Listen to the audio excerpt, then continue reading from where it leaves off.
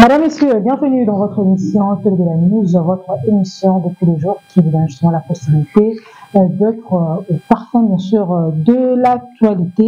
Alors aujourd'hui, nous avons une invitée pour vous, c'est pour la première fois, bien sûr, qui passe chez nous dans votre magazine Télé de la News, votre émission, bien sûr. Il s'appelle Roger Kessé, c'est un avocat au barreau auprès de la cour d'appel. Il faut dire qu'il est aussi communicateur, coordinateur de la jeunesse de la ville de Kinshasa, du parti politique SCD, parti politique cher à Martin Fayoulou Didier. Avec nous, nous allons parler de quoi, bien sûr?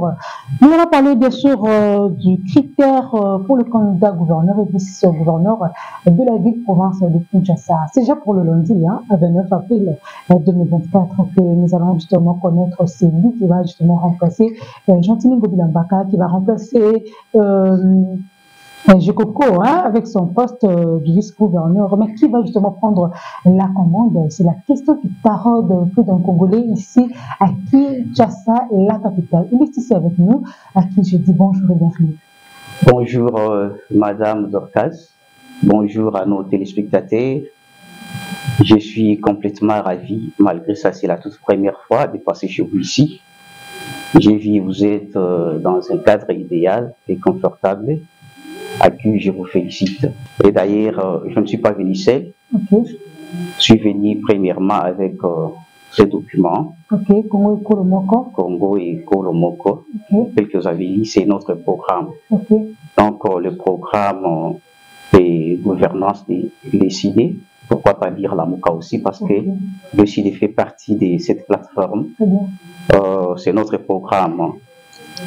Nous rêvons à ce que nous puissions il faut bien montrer comme ça, et la technique va prendre quand même donc, je ne sais pas si vous êtes en train de voir, nous allons bâtir un Congo libre et fort et prospère.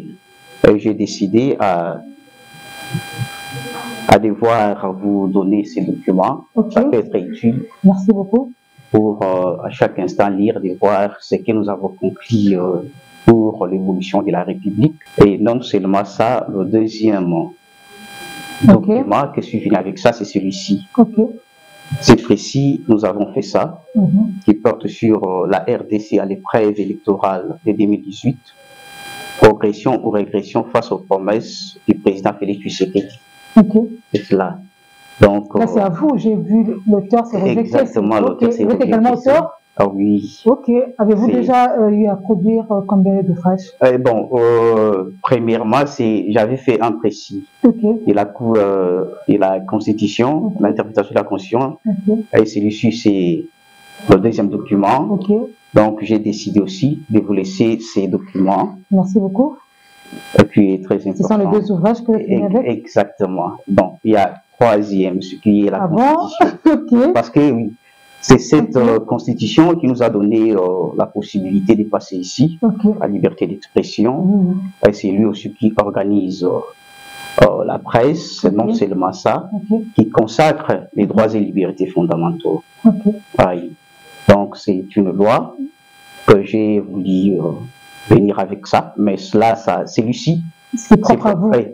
C'est propre à moi. Ne pensez pas que ça sera encore un troisième cadeau. Donc voilà, et puis merci beaucoup, madame. Merci beaucoup, madame, monsieur. Vous avez compris que c'est le communicateur, bien sûr, mais avec plusieurs casquettes. Il n'est pas seulement communicateur, non plus coordinateur, mais c'est aussi un auteur. Mais notre Roger, avant d'entrer justement dans notre sujet du jour, le sujet, mais du côté de Martin Fayoulou, jusqu'ici, il ne se prononce pas. Il y a eu justement la nomination de la première ministre, un chef du gouvernement, il ne s'est pas prononcé. Aujourd'hui, on parle du président de l'Assemblée nationale, l'ECD, ou encore Martin Fayoulou, qui est considéré comme un opposant, hein, mais il ne se prononce toujours pas. On se pose des questions, qu'est-ce qui se passe? Est-ce que Azuma Kanyakate est celui qui est promis quand même, on a vraiment posté dans le gouvernement Ekobima? Bien, madame, je ne crois pas, tel que vous avez dit, le président, oui, c'est vrai, le président Martin a réussi Kanyaka, quoi que ce soit, je ne crois pas. C'est un homme civilisé qui veille à chaque instant pour l'intérêt du peuple congolais, ne peut jamais, aucun jour d'ailleurs, aucun jour accepté quoi que ce soit. Son silence, ça justifie quoi? Oui, d'ailleurs, c'est ce que nos résistants avaient l'autre fois, quand nous avons organisé notre Conseil national, avait fermement interdit au président de ne plus parler ces derniers temps, parce qu'il a beaucoup parlé cette fois-ci. Il a beaucoup parlé, donc parce qu'il a beaucoup parlé, il n'y a pas eu un bon feedback, il s'est tué. Non, il a beaucoup parlé, certainement. Alors pendant que lui parle, les autres est en train de détruire la République. Alors c'est pourquoi nous avons décidé, de ne plus parler, avec l'ensemble de nos membres, de ne plus lui faire parler parce que c'est une institution. Mais ça, c'est aussi nos indicateurs. Même là, je vous ai appelé pour que vous puissiez parler au nom de la République. Oui. Mais lorsque vous ne voulez plus parler... Non, il avait... C'est une faiblesse de votre part. Ce n'est pas une faiblesse, c'est parce qu'on avait conclu des résolutions. Mais maintenant, c'est ces résolutions-là qui sont en train de parler. Ce n'est pas des individus, ce sont des institutions, soit nos résolutions telles que conclues par le Conseil national. Donc, c'est justement ça. Voilà un peu, madame. Mais le fait de ne plus parler, vous ne voyez pas, vous ne remarquez pas qu'aujourd'hui, on doit dire qu'on n'a plus une forte position sur le terrain. Alors, tout est par terre, parce que vous avez refusé de parler, et tout est par terre. Bon, concernant, je ne sais pas, pourquoi dire que l'opposition est par terre? L'opposition est là. Non, mais nous ne sentons pas l'opposition. Qu'est-ce que l'opposition? Le fait de parler, si, exemple, on a nommé une dame en étant Premier ministre, prenez le cas, le président voulait que le président Martin Fayulu puisse parler. Qu'est-ce qu'il va parler? Peut-être qu'il a donné ses impressions. C'est bonne impression parce que nous sommes ici. Non, pas nécessairement que le président puisse parler. L'autre fois, vous avez suivi le secrétaire général de Vositoko. Il a parlé. Pourquoi voulez-vous que le président seul, en étant individu, puisse parler? Il a joué à travers ses organes. Ce n'est pas nécessaire. Juste après la publication des résultats des élections, c'est à partir de ce jour-là que le président Martin Fayulu ne s'est prononcé plus. On ne sait pas s'il est choqué, mais si aussi il est choqué, voir la République faillir comme ça, mais il allait quand même réconforter sa population. Non, le président, tel qu'il est là, il a laissé sa responsabilité à la population. Vous comprenez? La question électorale, ce n'est pas la question. La population, c'est besoin de quelqu'un qui va le booster. Non, il faut se prendre en charge, c'est ça le problème. Booster quoi? L'envoyer de rejoindre Nanga? Non. On a dit, le président a dit, tout le monde va s'approprier de l'article 64 de la Constitution. Vous comprenez? Qui veut que tout celui qui exerce le pouvoir par force, qui ne respecte pas la loi, puisse être chassé. Vous comprenez? C'est ça la Constitution, c'est la loi. Alors, pourquoi voulez-vous que le président puisse parler? Il a laissé la responsabilité au peuple congolais. C'est lui-même qui est en train de vivre ces misères. Alors, si aujourd'hui, la population s'est dit stop avec la souffrance de la République, maintenant nous allons prendre nos responsabilités, le président Martin va acclamer. Vous comprenez? Donc, le président est là, au moment opportun, il va parler. Mais pour l'instant, il ne voit pas qu'est-ce qu'il va parler. Très bien. Il a agi, je pense, l'autre fois, vous avez vu une vidéo en train de circuler. Il parle à travers les actes, en train de balayer le boulevard. Je ne sais pas si tu avais suivi cette vidéo. Donc, il est en train d'agir secrètement et par des gestes. Mais ça ne suffit pas. À l'heure actuelle, cela ne suffit toujours pas. Bon, je ne sais pas, qu'est-ce que vous voulez qu'il puisse parler? Oui, mais comme d'habitude, nous le savons très bien, à chaque fois qu'il y a quelque chose, à chaque fois qu'il y a une actualité phare qui touche l'horizon, qui touche la République, il se prononce toujours, Mais c'est la question en fait qui taraude, et c'est une question qui est posée par la population. Voir comment je fais que rapporter ce qui a été posé par la population. Mais justement, il faut dire à cette population que le président a besoin de votre conscience collective. Très bien. C'est exactement ça. Entrons cette fois-là dans le vif du sujet. Je l'ai dit tantôt que nous allons justement parler sur les critères, bien sûr, du candidat gouverneur et vice-gouverneur de la ville-province de Kinshasa, mettre à l'aube des élections déjà des gouverneurs et vice-gouverneurs. C'est prévu même pour ce lundi. Donc, le début même de la semaine, ce sera une semaine vraiment chaude où nous allons nous attendre beaucoup de choses. Et c'est aussi le même jour où il sera organisé, bien sûr, l'élection des sénateurs. Alors, parlons un peu des élections de gouverneurs et vice-gouverneurs. Qui, selon vous, ou quel est, selon vous, le meilleur profil pour la ville de Kinshasa? Nous avons au moins 32 candidats. Qu'en dites-vous, maître? 32 candidats 32 candidats pour un seul poste d'ailleurs, avec le vice, des postes seulement. Bon, pour les profils, moi je peux dire ceci. Si vous voyez notre pays, la RDC, en étant un état de droit, tout est organisé par les dispositions légales, par la loi. Alors, si nous analysons la Constitution, madame, concernant les profils, vous allez constater que l'article 197 de cette loi, qui renvoie à l'article 100D de la Constitution, a disposé les profils pour un candidat. Gouverneur comme vice-gouverneur. Exactement. En étant tout d'abord, premièrement, c'est d'avoir être congolais. Congolais de père et de mère, ok. Pas de père et de mère. Être congolais, bref. Être congolais seulement, oui. Okay. Être congolais, avoir l'âge de 25 ans révolu. Okay. Bien plus que de ne pas être condamné pénalement, d'avoir répondre aux critères tels que voulus par la loi électorale. Okay. Vous comprenez? C'est justement cela.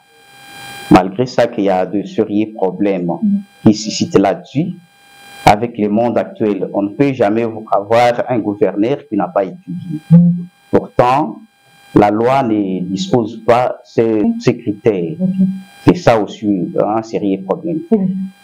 Et non seulement ça, c'est un critère, je pourrais dire que ce sont des critères légaux.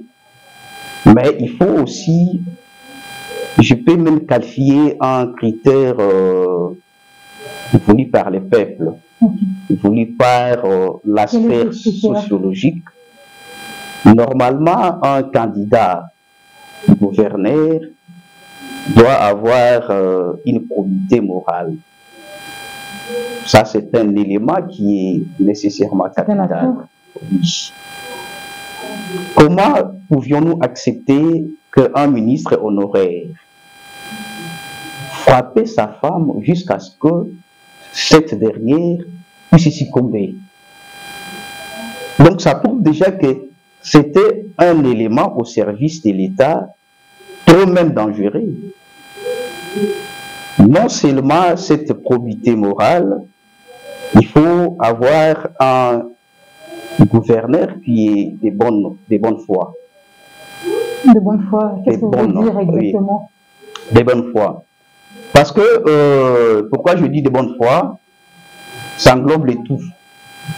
Qu'il ne soit pas quelqu'un qui est égoïste.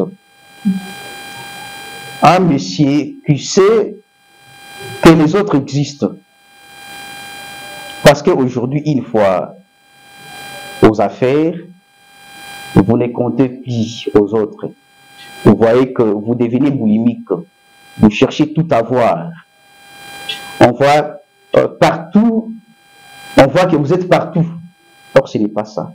Parce qu'aujourd'hui, de voir l'évolution de la RDC des provinces, on ne peut jamais accepter avec tant de potentialités que la RDC regorge, et généralement ces provinces, que nous puissions avoir des provinces à l'état qui sont aujourd'hui. Normalement, avec des ressources propres de la province, sans compter du pouvoir central. Un gouverneur peut faire émerger la province.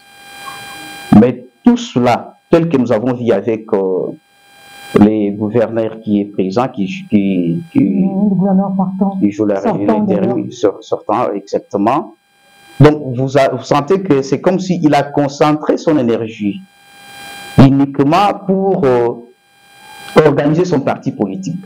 C'est l'intérêt personnel. L'intérêt personnel. Quelqu'un de bonne foi qui voit que, en réalité, je dois travailler beaucoup plus, concentrer mon énergie pour l'intérêt général. Ce n'est pas le cas avec nos dirigeants. Une fois aux affaires, il voit les membres de sa famille, il voit ses alliés, il voit les membres de sa famille politique.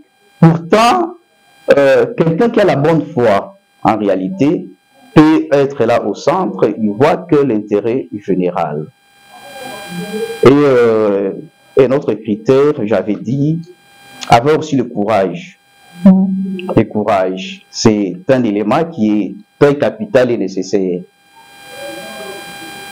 Parce que, tu vois, en étant gouverneur, un gouverneur est non seulement responsable devant l'Assemblée provinciale, il est aussi, en étant mandataire, responsable devant les pouvoirs centrales.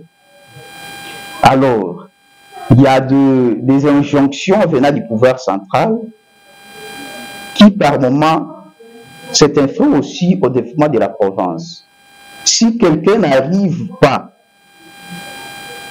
à chercher comment contrecarrer ces injonctions, ça sera difficile que nous puissions avoir un gouverneur qui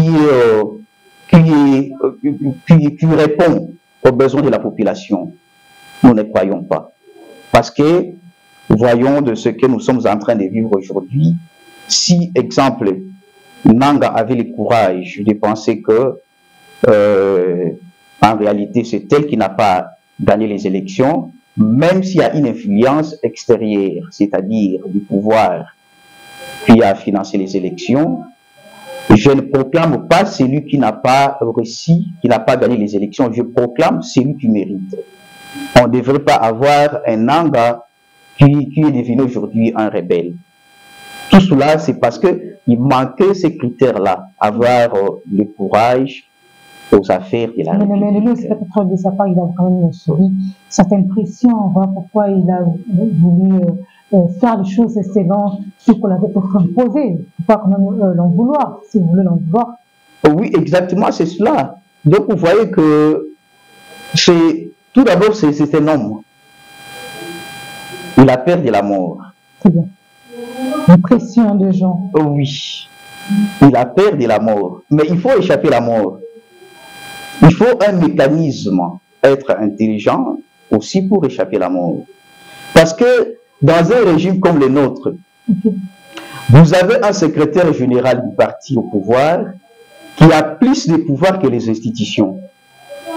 Qui a des fois, qui est devenu même Eden Kodjo, pacificateur des conflits. Lorsqu'il y a un conflit interinstitutionnel, c'est le président ou le secrétaire d'un parti qui réglemente ces conflits-là. Vous voyez que à chaque instant, il y aura toujours des secousses, il y aura toujours des pressions sur vous. Alors, si tu n'as pas ce courage-là, si tu n'as pas en réalité cet esprit-là d'un voyant, c'est difficile d'être à la mesure d'organiser la société. Donc, c'est pourquoi vous voyez qu'à chaque instant, même les gouverneurs n'arrivent pas à pouvoir bien gérer.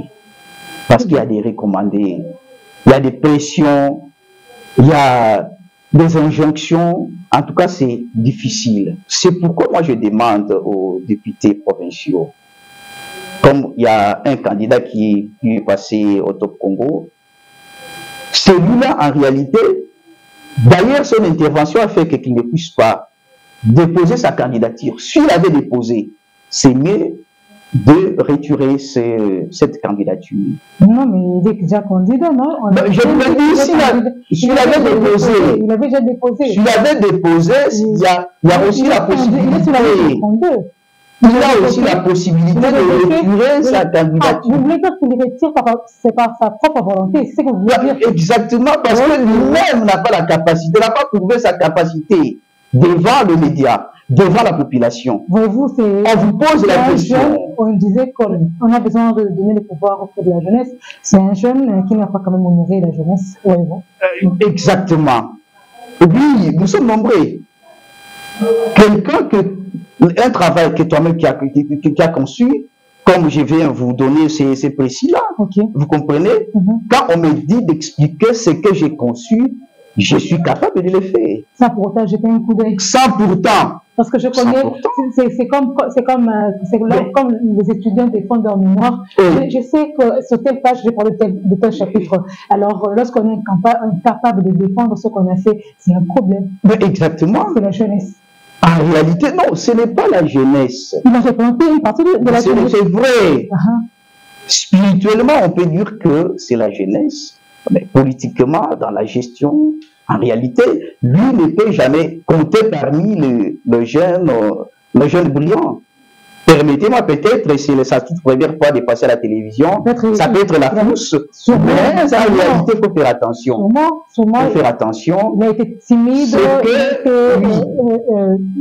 sa brose, son art oratoire traduisait son cerveau. La timidité, oui.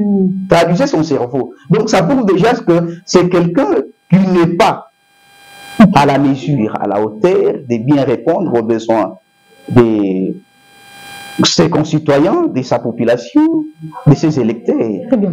Alors, dans les cas d'espèce, nous ne comptons pas à ces gens-là. Il faut respecter les critères. Quelqu'un qui est intelligent, en dehors